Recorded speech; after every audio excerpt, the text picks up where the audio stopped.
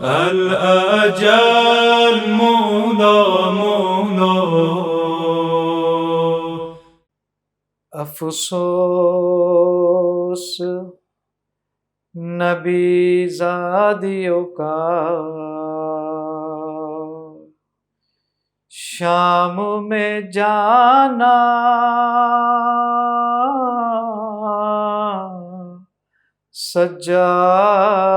سجاد سے پوچھو افسوس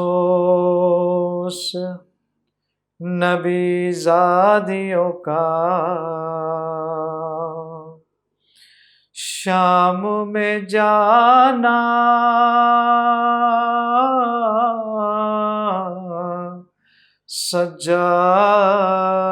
سجاد سے پوچھو سرننگے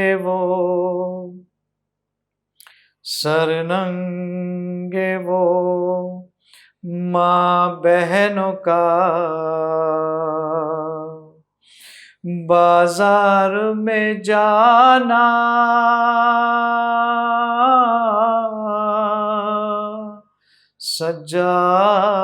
سجاد سے پوچھو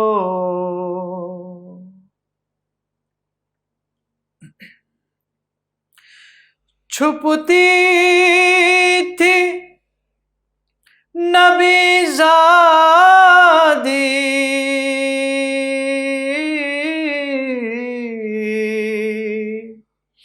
نبی زادی کے پیچھے کس شرم و حیا سے اور شمر کا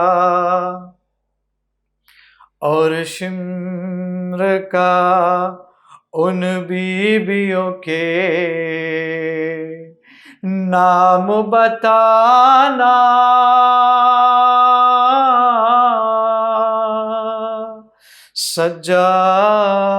سجاد سے پوچھو افسوس نبی زادیوں کا شام میں جانا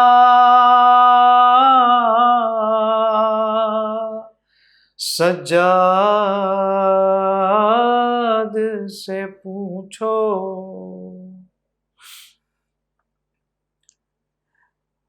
بیٹھے ہوئے دربار میں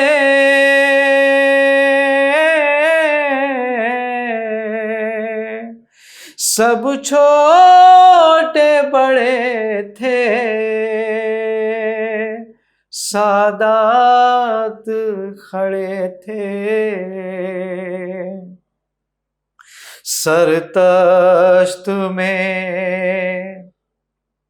سرتشت میں رکھا ہوا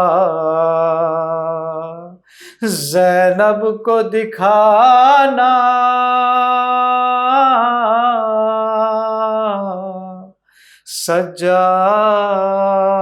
سجاد سے پوچھو جب دکھ ترے شبیر نے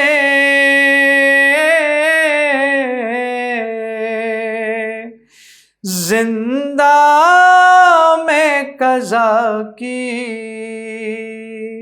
آفت کی گھڑی تھی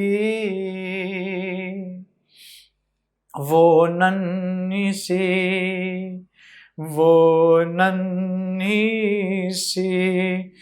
میت بندھے ہاتھوں سے اٹھانا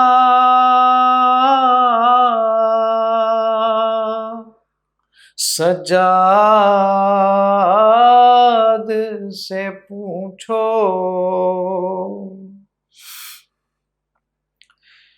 وہ شام علم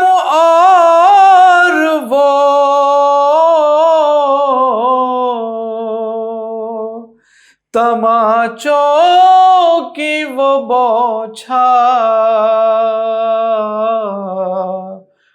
وہ بچی کے رخسار وہ شام علم اور وہ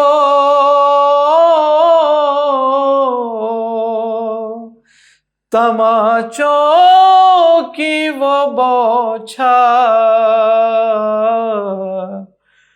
وہ بچی کے رخسار عباس کو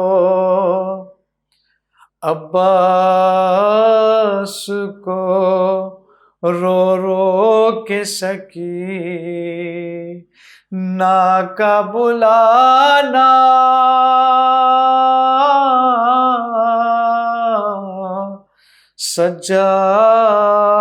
سجاد سے پوچھو افسوس نبی زادیوں کا شام میں جانا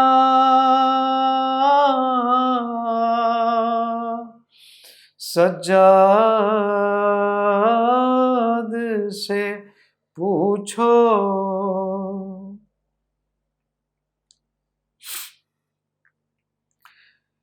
ظالم لبے سرور پہ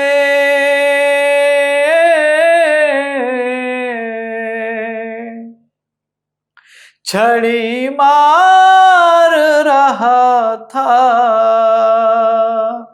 وہ وقت عجب تھا اس وقت پھوپھی بہنوں سے اشکوں کو چھپانا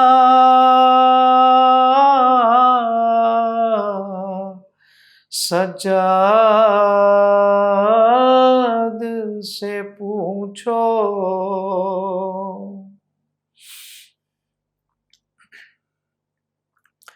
سر باپ کا گودی میں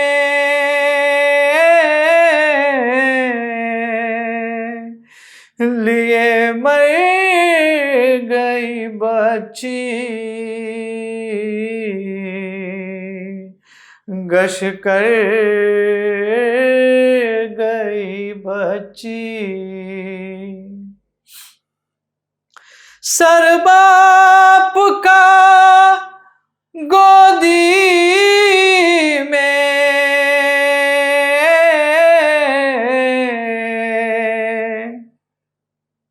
لیے مر گئی بچی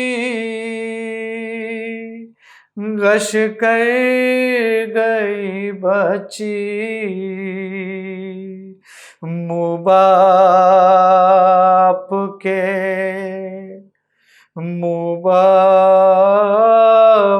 کے منہ پر سے سکینہ کا ہٹانا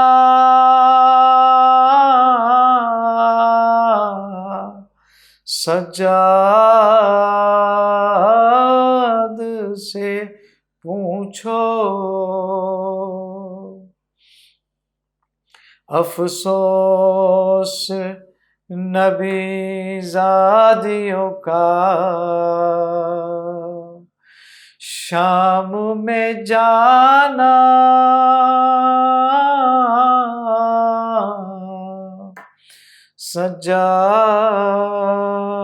سجاد سے پوچھو اور محمد وعلی محمد صلوات اللہم صلی علی محمد وعلی محمد رحم اللہ من قرأ الفاتحہ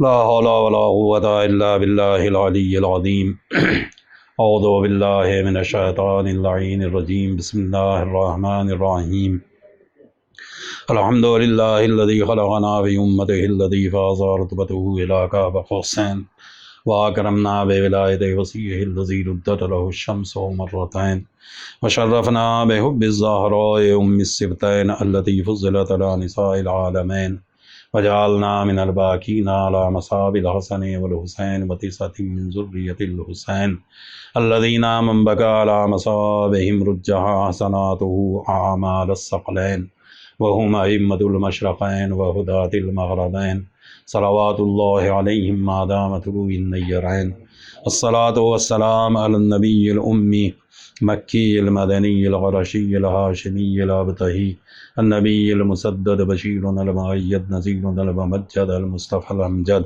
المحمود الأحمدي بالقاسم محمد اللهم صل على وعلى أهل بيته الطيبين الطاهرين المعصومين المظلومين ولعنة الله على أعدائهم أجمعين من الآن إلى قيام يوم الدين أما بعد فقد قال إمامنا الحسين عليه الصلاة والسلام أيها الناس إن رسول الله صلى الله عليه وآله وسلم قال من رأى سلطانا جائرا مستحلا لحرم الله ناكسا لعهد الله مخالفا لسنة رسول الله يعمل في عباد الله بالإثم والعدوان فلم يغير عليه بفعل ولا قول كان حقا على الله أن يدخله مدخله۔ عزیزان محترم و عزاداران مظلوم کربلا، سید الشہداء حضرت ابا عبداللہ امام حسین علیہ السلام، پروردگار عالم مالک کونین والد امام حسین جناب فاطمہ زہرا سلام اللہ علیہا کے صدقے اور طفیل میں ہماری اس کوشش کو اپنی بارگاہ میں درجہ قبولیت عطا کرے، اور جتنے بھی عزادار سننے والے ہیں پروردگار سب کو صحت و سلامتی عطا کرے، توفیقات و درجات میں بلندی عنایت کرے۔ پروردگار بحق محمد و آل محمد بانیان عزا المنتظر کہ جتنے بھی ارکان ہیں پروردگار ان سب کو صحت و سلامتی عطا کر، ان سب کی توفیقات و درجات میں بلندی عنایت کر، الہی رزق میں وسعت عطا کر، کاروبار میں ترقی عنایت کر۔ اس عزاداری کے صدقے میں انہیں ان کے گھر والوں کو تمام تر آفات ارضی و سماوی سے محفوظ رکھ، اے میرے معبود اس سے بہتر ہدیے کی توفیق عطا کر دے۔ عزیزان محترم، آپ لوگ پہلی محرم سے لے کر آج تک عزاداری امام حسین علیہ السلام میں مشغول ہیں، اور جس کے اندر جتنی صلاحیت ہے، جس کے اندر جتنی توفیق ہے، پروردگار عالم نے جس کو جتنی طاقت و توانائی عطا کی ہے، وہ اسی اعتبار سے عزاداری منا رہا ہے، عزاداری برپا کر رہا ہے۔ کچھ عزاداری اگر برپا کر رہے ہیں تو کچھ لوگ عزاداری میں شریک ہو رہے ہیں۔ ہر آدمی اپنے اپنے اعتبار سے عزادار ہے، ہر آدمی اپنی اپنی طاقت و توانائی کے اعتبار سے شریک عزا ہے۔ میری دعا ہے کہ پروردگار سب کی عزاداری کو قبول فرمائے، پروردگار سب کو اس عزاداری کے صدقے میں بہترین اجر عنایت کرے۔ مگر میرے عزیزو، ہم نے جب سے عزاداری میں شرکت کی ہے، پہلی محرم سے لے کر آج تک، ہمیں ایک بار محاسبہ کرنا ہوگا، ایک بار ہمیں اپنے بارے میں غور کرنا ہوگا کہ ہم نے اس عزاداری سے کیا حاصل کیا ہے، اس عزاداری کے ذریعے سے ہمیں کیا چیز حاصل ہوئی ہے۔ آیا ہمارے علم میں اضافہ ہوا ہے، ہمارے اخلاق میں اضافہ ہوا ہے، ہماری زبان پر ادب آیا ہے، ہماری فکر کے اندر تہذیب آئی ہے، ہم اپنے اعتبار سے بدلے ہیں یا نہیں بدلے، یا جیسے ایام عزا سے پہلے تھے آج بھی ویسے کے ویسے ہی ہیں، جیسے ہم عزاداری سے پہلے تھے ویسے ہی عزاداری کرنے کے بعد بھی اگر ہماری کیا کہتے ہیں کردار ویسا ہی ہے، اخلاق ویسا ہی ہے، ہماری عادات و اطوار ویسے ہی ہیں، تو یقیناً सीधी सीधी सी बात है, मैं अपनी ज़बान से नहीं कहूँगा, इमाम जाफ़र सादिक़ अलैहिस्सलातु वस्सलाम के बयान के मुताबिक बोलूँगा कि इमाम ने इरशाद फरमाया, अगर कोई भी अमल अंजाम देने के बाद तुम्हारे अंदर तब्दीली वाक़ होती है तो परवरदिगार आलम ने तुम्हारे अमल को कबूल कर लिया है, और अगर तुम्हारे अंदर कोई तब्दीली वाक़ नहीं है, जैसा तुम अमल से पहले थे वैसा ही अमल करने के बाद भी हो, और तुम्हारे अंदर किसी भी तरीक़े की तब्दीली नहीं आई है, तो इसका मतलब है कि तुम्हारा अमल सिर्फ़ अमल रहा है, कबूल बारगाह परवरदिगार नहीं हो पाया है। लिहाजा हर अमल के साथ ये दुआ भी ज़रूरी है कि परवरदिगार उसे कबूल फरमा ले। अज़ीज़ो, आज की मजलिस में मैं एक उन्वान आपकी खिदमत में अर्ज़ करने वाला हूँ जो आज के हमारे दौर से मरबूत है, जिस क्या कहते हैं, हम ये कह सकते हैं कि जिस ज़माने में हम ज़िंदगी गुजार रहे हैं बिल्कुल हमारा दौर भी उसी तरीक़े का हो गया है। ये ख़ुतबा जो इमाम हुसैन अलैहिस्सलातु वस्सलाम ने बयान फरमाया है, मकाम बैज़ा में बयान फरमाया, और सामने बैठने वाले जिनके सामने ये खुतबा दिया है वो कौन है? हुर हैं व सहाबे, और हुर के असहाब हैं। यानी इसका मतलब यह है कि इमाम हुसैन किन के सामने बोल रहे हैं? जो इमाम हुसैन के रास्ते को रोके हुए हैं, जो इमाम हुसैन को घेरे हुए हैं, जो इमाम हुसैन को क्या कहते हैं, हिसार करके करबला की तरफ ले जा रहे हैं, जो इस वक्त इमाम हुसैन के दुश्मन हैं। उस वक्त इमाम हुसैन ने उनके सामने ये चीज़ इरशाद फरमाई। इसका मतलब ये है कि हमें जब भी कोई बात करना है तो हमें ये नहीं देखना है कि हमारे सामने कौन है, हमें ये नहीं देखना कि हमारे सामने कोई ताकतवर है या कोई नाताकत है, हमारे सामने कमज़ोर है या कोई पहलवान है। हमें जब हक़ बात करना है तो यकीनन हक़ ही बात करना है, और हक़ बात हमेशा कड़वी रही। अल हक़्क़ु मुर, हक़ कड़वा है। क़ुलिल हक़्क़ु इन काना मुर्रा, तुम हक़ ही बात कहो चाहे किसी को कड़वा लगे। लिहाजा अज़ीज़ व आज़ादारो तवज्जो करेंगे क्या फ़रमाया इमाम हुसैन ने। पहले तो एक फ़रमान रखा पैगम्बर इस्लाम हज़रत मोहम्मद मुस्तफ़ा सल्लल्लाहु अलैहि वसल्लम का। लिहाजा इमाम हुसैन ने इरशाद फरमाया और अजीब जुमले से आगाज़ किया, अय्युहन्नास, ऐ लोगो। इमाम ने अपने दोस्तों से नहीं, इमाम ने किसी मज़हब से नहीं, इमाम ने किसी फ़िरक़े से नहीं, इमाम ने किसी गिरोह से नहीं, इमाम ने किसी क्या कहते हैं कौम को नहीं, इमाम ने मुसलमानों को नहीं, इमाम ने मोमिनों को नहीं, किसको मुतवज्जे किया? अय्युहन्नास, ऐ लोगो। जो भी आदमी है और उसके अंदर आदमियत मौजूद है वो मेरी बात की तरफ तवज्जो दे।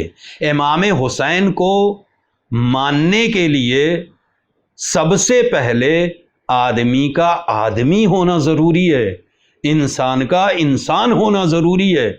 अगर इंसान के अंदर इंसानियत नहीं पाई जाती होगी तो ना इमाम हुसैन समझ में आएंगे, ना इमाम हुसैन की बात समझ में आएगी। लिहाजा इमाम ने मुतवज्जे किया, अय्युहन्नास, ऐ लोगो, इन्ना रसूलुल्लाह सल्लल्लाहु अलैहि वसल्लम क़ाल, बेशक पैगम्बर इस्लाम ने इरशाद फरमाया, रसूल इस्लाम ने इरशाद फरमाया। क्या इरशाद है? यही सुनने के लायक है। क्या बात इरशाद फरमाई है उसके ऊपर तवज्जो देने की ज़रूरत है। लिहाजा तवज्जो करेंगे। मन रआ, मन जो कोई भी हो, ज़रूरी नहीं है कि एक मुसलमान देखे, ज़रूरी नहीं है कि एक काफिर देखे, ज़रूरी नहीं है कि एक गिरोह का आदमी या किसी फ़िरक़े का आदमी, मन जो भी ए टू जेड रा देखे, सुल्तानन, किसी सुल्तान को, किसी बादशाह को। कैसा बादशाह? जाबिरन, जो जाबिर हो, जालिम हो। इमाम ने एक बहुत अच्छी बात की तरफ तवज्जो दी। हो सकता है आज के दौर में हम कहें हमारे दौर में बादशाह कहाँ हैं, हमारे दौर में उस तरीक़े के हुक्मरान कहाँ हैं, हमारे दौर में उस तरीक़े के सलातीन कहाँ हैं। तो इमाम ने यह जुमला मुतलक़न इरशाद फरमाया, मन रहा सुल्तानन, जो भी इस तरीक़े के हाकिम को देखे कि जो जालिम है, اب یہ جو ظالم بادشاہ استعمال کیا گیا ہے آج کے دور میں اگر ہم دیکھیں تو کوئی ظالم بادشاہ نہیں ہے. ہم جس دور میں زندگی گزار رہے ہیں اس دور میں بادشاہتیں نہیں ہیں. لہٰذا جب بادشاہت نہیں ہے تو پھر اس کا ترجمہ کیسے کریں؟ تو بالکل آسان ہوگا.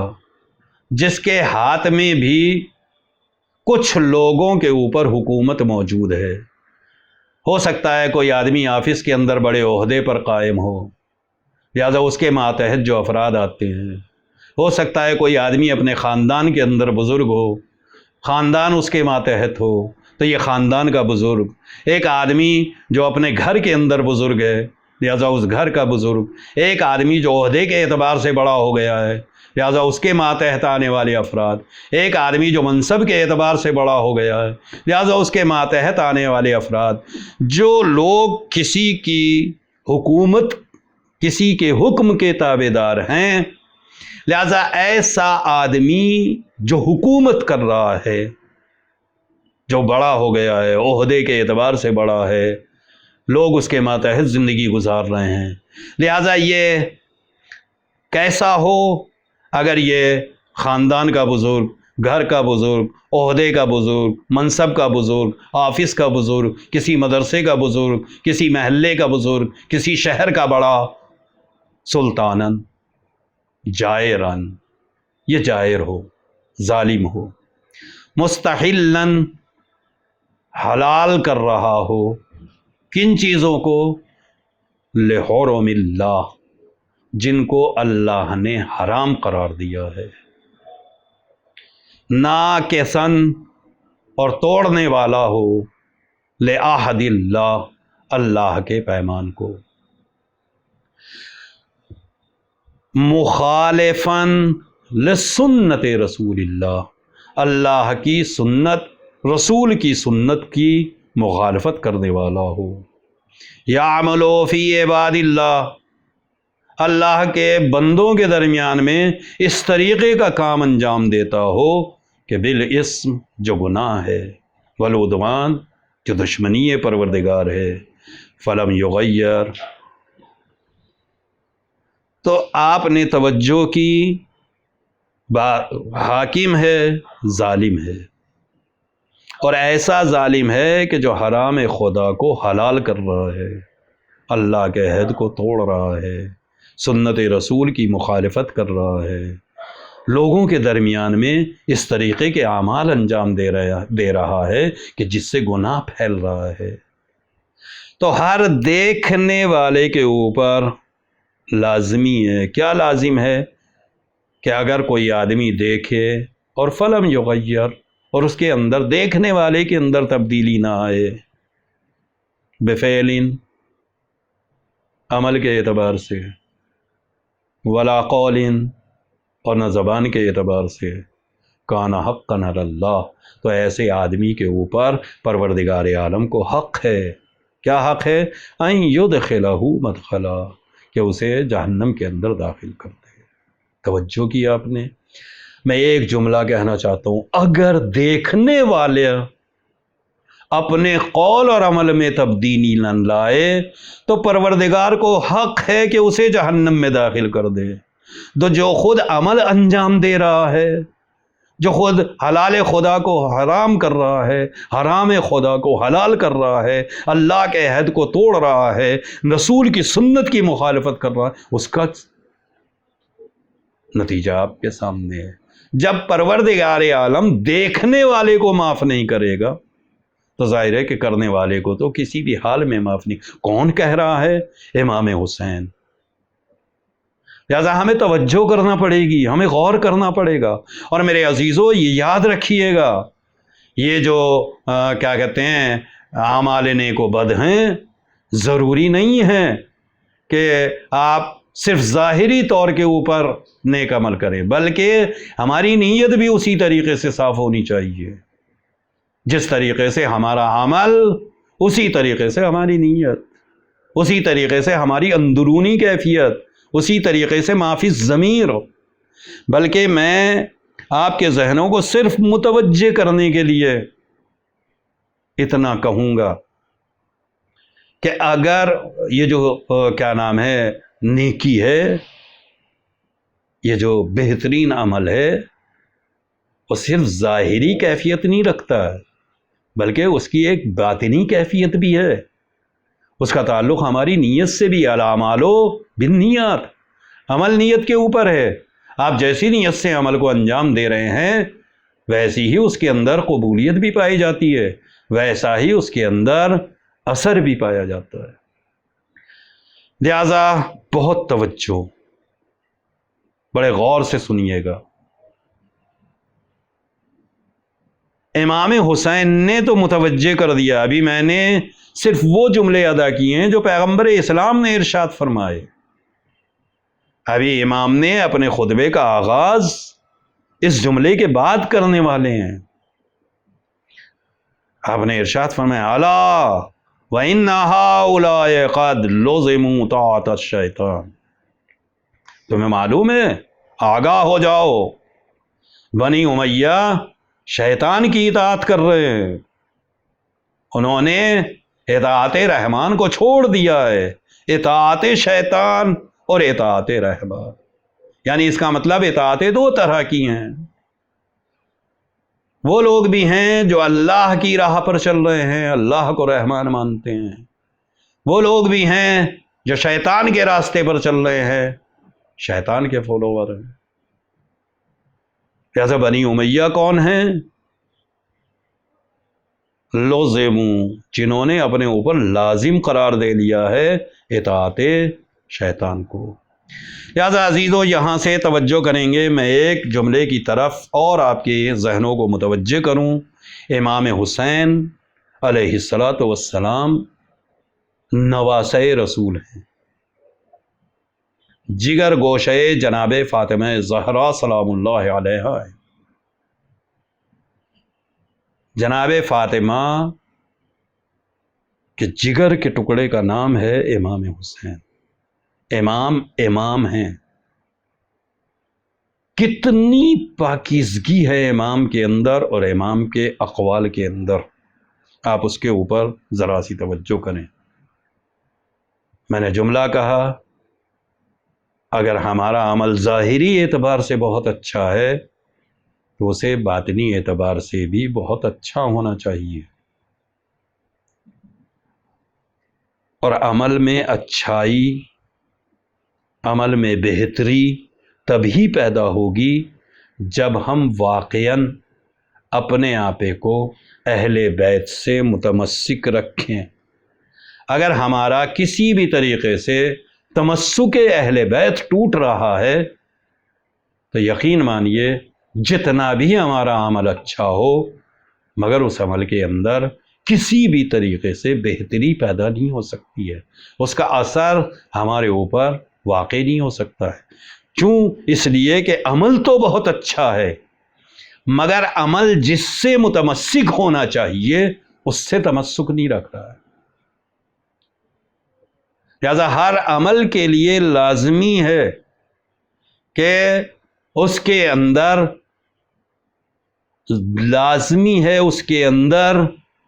تمسک اہل بیت علیہم الصلاۃ والسلام۔ کیوں؟ اس لیے ضروری ہے کہ عمل اپنی مکمل تاثیر کے لیے ضرورت رکھتا ہے کہ وہ ایسی شخصیتوں سے متمسک رہے جن کے ذریعے سے جن کے اوپر قبولیت کا دار و مدار ہے، اور دار و مدار قبولیت اہل بیت علیہم الصلاۃ والسلام ہے۔ میں بلکہ ایک بطور مثال ایک بات کہہ رہا ہوں، اس لیے کہ اگر ہم اہل بیت سے جدا ہو کے عمل انجام دے رہے ہیں تو عمل جتنا بھی بہترین ہو اس کی کوئی وقت نہیں ہے،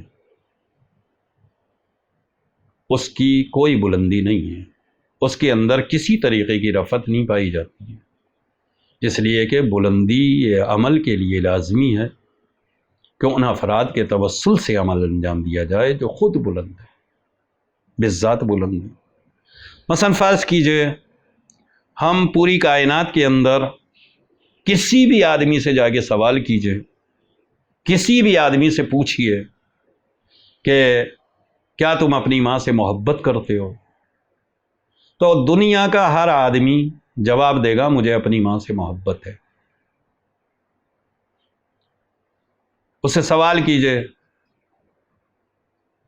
کہ تمہیں اپنی ماں سے اگر محبت ہے تو ماں کے ہاتھوں سے محبت ہے؟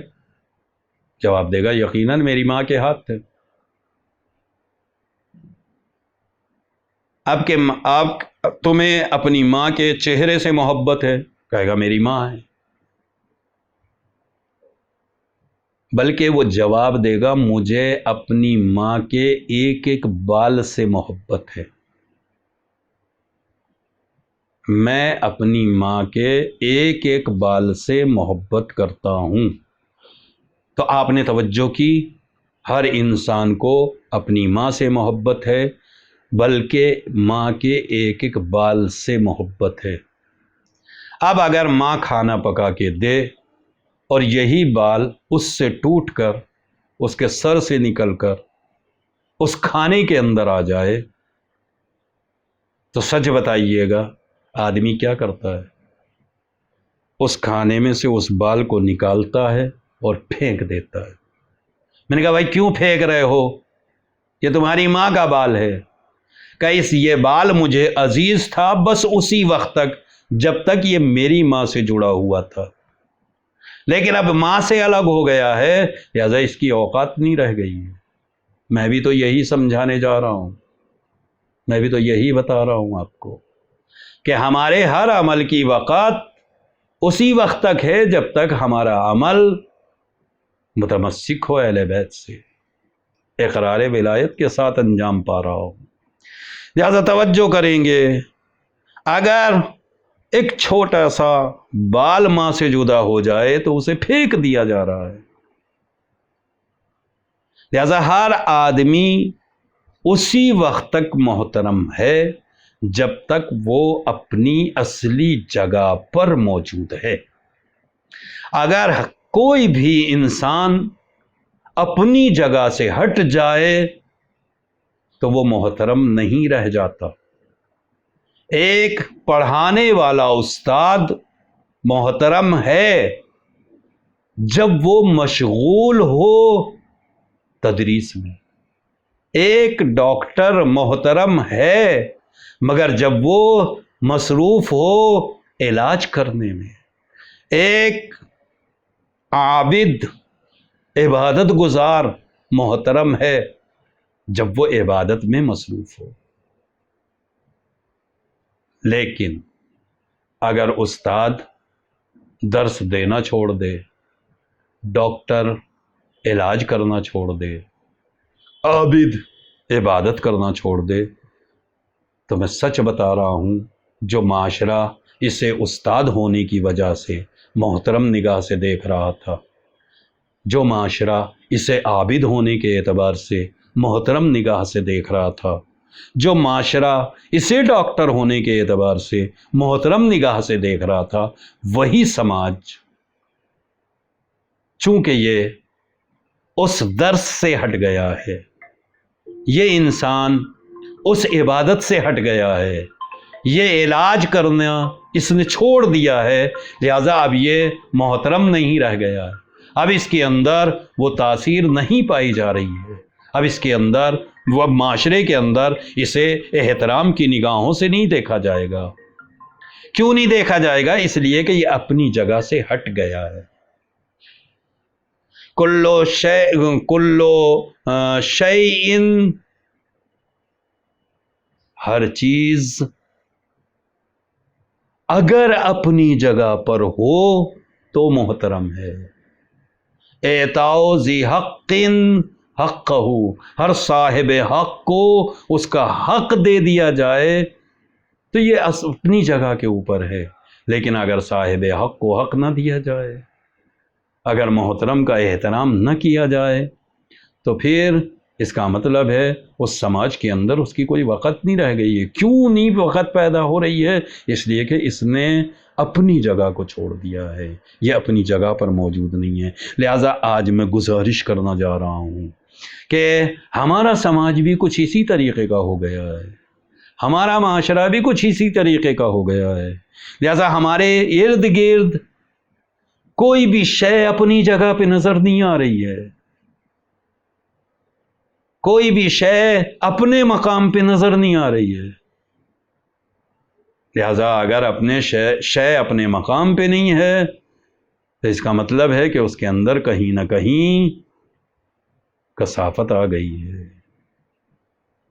وہ محترم ہونے سے الگ ہو رہی ہے۔ لہذا ہر آدمی کا فریضہ ہے، ہر امام حسین کے چاہنے والے کا فریضہ ہے، ہر امام حسین کو ماننے والے کا فریضہ ہے کہ وہ اپنے معاشرے کو، ہر چیز کو اس کی جگہ پر لانے کی کوشش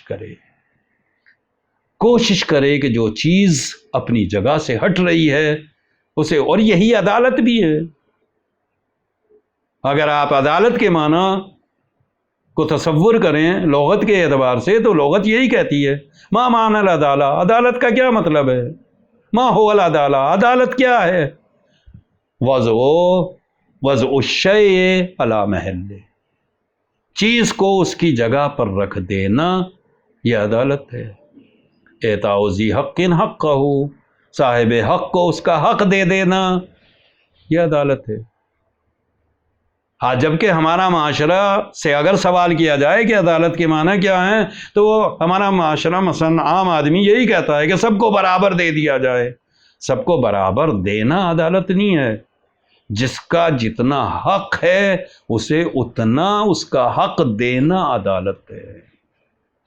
یعنی جس چیز کو جہاں ہونا چاہیے اسے وہیں رکھنا عدالت ہے۔ تو میں دوسرا جملہ بدل کے کہہ رہا ہوں، جو چیز جہاں ہونی چاہیے یہی طہارت ہے، اس جگہ سے اگر ہٹا دیا جائے تو یہی کثافت ہے۔ بس میرے عزیزو توجہ کریں، غور کریں، فکر کریں۔ مقصد امام حسین کو آگے بڑھانا ہمارا فریضہ ہے، مقصد امام حسین کو مد نظر رکھ کر ہر قدم اٹھانا ہمارے اوپر لازمی ہے۔ آج اگر دنیا ہمیں پہچانتی ہے تو ہمارے اعتبار سے نہیں پہچانتی ہے، اگر ہمیں پہچانا جاتا ہے تو صرف اور صرف امام حسین علیہ السلام کے عزادار کے نام سے پہچانا جاتا ہے۔ اگر ہم امام حسین کے عزادار ہیں تو ہم جو بھی عمل انجام دیتے ہیں لوگ اس اعتبار سے نہیں دیکھتے ہیں کہ یہ فلاں آدمی ہے فلاں عمل کر رہا ہے، بلکہ یہ دیکھتے ہیں کہ یہ عزادار ہو کے ایسا عمل کر رہا ہے۔ لہذا میرے عزیزو، عزادارو توجہ کریں۔ اب اگر کوئی دیکھے کہ حرام کو حلال کیا جا رہا ہے، کوئی دیکھے کہ عہد پروردگار توڑا جا رہا ہے، اگر کوئی آدمی دیکھے کہ سنت رسول کی مخالفت ہو رہی ہے، میں کھڑا ہوں مخالفت سنت رسول ہو رہی ہے، ہم دیکھ رہے ہیں اللہ کے پیمان کو توڑا جا رہا ہے، ہم دیکھ رہے ہیں کہ جو حرام ہے اسے حلال کیا جا رہا ہے، اور پھر ہم اس کے بارے میں بات بھی نہیں کر رہے ہیں، اس کے بارے میں بول بھی نہیں رہے ہیں، بولنا تو دور کی بات ہے، ہم اپنے طور پر اس کے خلاف عمل بھی انجام نہیں دے رہے ہیں۔ تو امام حسین نے فرمایا کہ نبی فرما کے گئے ہیں کہ پروردگار ایسے شخص کو بھی جہنم میں داخل کرے گا۔ بس میرے عزیزو، آج کی میری بات اتنی ہی۔ انشاءاللہ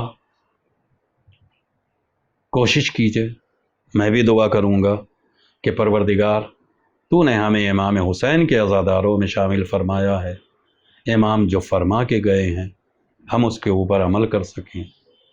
ہم اگر کہیں دیکھیں کہ واقعاً کوئی بھی حاکم اس طریقے کا عمل انجام دے رہا ہے کہ جو واقعاً حلال نہیں ہے، کوئی بھی پیمان خدا اگر توڑا جا رہا ہے کوئی بھی سنت رسول کی اگر مخالفت ہو رہی ہے تو ہر عزادار کا فریضہ ہے کہ اس کے مقابلے پر کھڑا ہو جائے، یہ نہ دیکھے کہ مقابل کتنا طاقتور ہے، یہ نہ دیکھے کہ مقابل کا عہدہ کیا ہے، یہ نہ دیکھے کہ مقابل کا منصب کیا ہے، اس لیے کہ جو منصبوں سے مرعوب ہو جائیں وہ حسین والے نہیں ہیں۔ حسین والے تو وہ ہیں کہ ہر ایک اگر کہیں کے اوپر بھی شریعت کو پامال ہوتے ہوئے دیکھے تو وہ چونکہ امام حسین کا چاہنے والا ہے، امام حسین کا ماننے والا ہے، لہذا مقابلے پر کھڑا ہو جائے۔ اگر امام حسین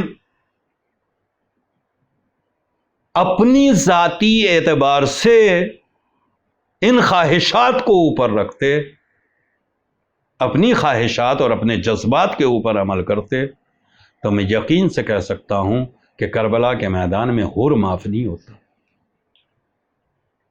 امام حسین کربلا کے میدان میں حور کو معاف کر رہے ہیں، اور عجیب جملے کے ساتھ کہا، حور جا، میں نے بھی تجھے معاف کیا،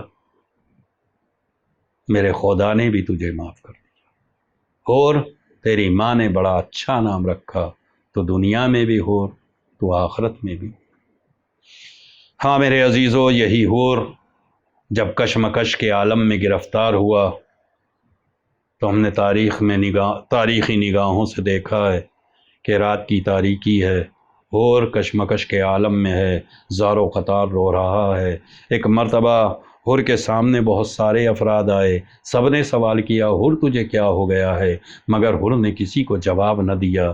کہ ایک مرتبہ حور کا بیٹا حور کے پاس آیا، آنے کے بعد دیکھا بابا زار و قطار رو رہے ہیں، تو اس نے سوال کیا، بابا آپ کے رونے کا سبب کیا ہے؟ مگر اب جو حور نے نگاہوں کو اٹھا کے دیکھا تو بیٹا بھی زار و قطار رو رہا تھا۔ حور نے پلٹ کے پوچھا، میرے لال تیرے رونے کا سبب کیا ہے؟ حور کے بیٹے نے جواب دیا، بابا جس بنا پر آپ رو رہے ہیں میں بھی اسی وجہ سے رو رہا ہوں۔ اور نے کہا، بیٹا میرا مسئلہ حل ہو گیا، آؤ چلو خدمت امام حسین میں چلتے ہیں۔ اور کا بیٹا تیار ہوئے کہ ایک مرتبہ غلام آگے بڑھا، آواز دی، آقا جب تک آپ برائیوں میں رہے، جب تک جہنمیوں میں رہے، مجھے اپنے ساتھ رکھا، آج مجھے چھوڑ کر جا رہے ہیں۔ اور نے حور کے غلام کو بھی ساتھ میں لیا، اور ایک مرتبہ یہ قافلہ، چھوٹا سا قافلہ خدمت امام حسین میں آیا۔ عزیزو، امام حسین کے خدمت میں آنے کے بعد حسین نے وہ جملہ ارشاد فرمایا، اور جب میں نے بھی تجھے معاف کر دیا، میرے خدا نے بھی تجھے معاف کر دیا۔ مگر حور نے کہا، اے مولا یہ معافی یہی ہوگی کہ آپ مجھے میدان جانے کی اجازت دے دیجئے۔ عزادارو، میں بس کس طریقے سے ادا کروں کہ حسین نے کس طریقے سے حور کو تو اجازت نہیں دی، مگر حور کے بیٹے کو اجازت مل گئی۔ حور کا بیٹا میدان کربلا میں آیا، عزیزو جہاد کیا، مگر ابھی چند پل گزرے تھے کہ ایک مرتبہ حور کے کانوں سے آواز ٹکرائی، اے میرے بابا میری مدد کے لیے آ جائیے۔ اور بجلی کی رفتار کے ساتھ میدان کربلا میں آیا، مگر آیا تو ششدر رہ گیا۔ کیا دیکھا؟ حور کے بیٹے کا سر حسین کے زانوں پہ رکھا ہوا ہے، اور تڑپ گیا، تڑپ کے کہتا ہے، مولا آپ مجھ سے پہلے چلے آئے۔ اور ایک مرتبہ حسین نے جواب دیا، حور میں تنہا نہیں آیا ہوں، عباس بھی موجود ہے، علی اکبر بھی موجود ہے۔ عزیزو، حور نے ایک مرتبہ عباس کو دیکھا، ایک مرتبہ علی اکبر کو دیکھا، حسین کی طرف دیکھا، کہ مگر ایک مرتبہ حسین نے ایک جملہ پوچھا، اے حور تم میدان کربلا میں آئے ہو، کیوں آئے ہو؟ کہ مولا میرا بیٹا ایڑیاں رگڑ رہا ہے، میرا بیٹا مجھے آواز دے رہا ہے۔ امام حسین نے کہا، حور میں جوان بیٹے کو ایڑیاں رگڑتے ہوئے نہ دیکھ سکو گے، اے حور واپس چلے جاؤ۔ مگر حور نے دیکھا کہ حور کے بیٹے کا دم نکلنے والا ہے، اور ایک مرتبہ بیٹے کے اوپر جھکا، ادھر جھکنا تھا، ادھر سے عباس و علی اکبر نے بازوؤں کو تھام لیا۔ حسین نے سوال کیا، حور کیا کرنا چاہتے ہو؟ کہ مولا میرا بیٹا دنیا سے جا رہا ہے، میں اسے اپنے اپنے کاندھوں پر اٹھا کر اپنی خیمہ گاہ تک لے جانا چاہتا ہوں۔ عزیز و عباس و علی اکبر نے روک لیا۔ حسین نے عجیب سا جملہ کہا، اے ہور، ارے بوڑھا باپ کاریل جوان کے لاشے کو نہ اٹھا سکے گا۔ عزیز و ہور کو تسلی مل گئی۔ عباس و علی اکبر نے کہا، ہور ہم تیرے بیٹے کا جنازہ اٹھائیں گے۔ ہور کو اطمینان ہو گیا، مگر میں کہوں گا اے ہور تجھے اطمینان تو ہو گیا ہے، مگر عصر عاشور کے قریب اسی میدان کربلا میں آنا ایک بوڑھا اپنے کاندھوں پر 18 سال کا کڑیل جوان اٹھا رہا ہوگا۔ اے ہور اس وقت سوال کرنا، اے مولا اب کون ہے جو آپ کو سہارا دینے کے لیے آئے گا؟ میں کہوں گا کوئی آواز نہ آئے گی، مگر ایک دکھیاری ماں ضرور آواز دے کر کہے گی، اے ہور گھبرانے کی ضرورت نہیں ہے، جب میرا لال اپنے لال کا لاشا اٹھائے گا تو یہ دکھیاری ماں کربلا کے میدان میں موجود ہوگی، اپنے لال کو سہارا دے گی۔ سیعلم الذین ظلموا ای منقلب ینقلبون ولعنۃ اللہ علی اعدائہم اجمعین۔ انا للہ و انا الیہ راجعون۔ الہی بحق الزہراء و ابیہا و بعلہا و بنیہا، پروردگار ہماری سزا کو قبول فرما لے۔ الہی جتنے بھی حاضر ہیں ان کی دعاؤں ان کی مرادوں کو پورا کر دے۔ پروردگار بے روزگاروں کو روزگار عطا کر دے، با روزگار کے روزگار میں ترقی عنایت۔ الہی بانیان عزا یعنی المنتظر کے جتنے بھی ارکان ہیں ان سب کو صحت و سلامتی عطا کر، توفیقات و درجات میں بلندی عنایت کر۔ الہی رزق میں وسعت عطا کر کے اس سے بہتر ہدیے کی توفیق عطا کر۔ امام کے ظہور میں تعجیل فرما، ہمیں ان کے ناصرین میں شمار فرما۔ ماتم حسین۔ اللهم صل على محمد وآل محمد وعجل فرجهم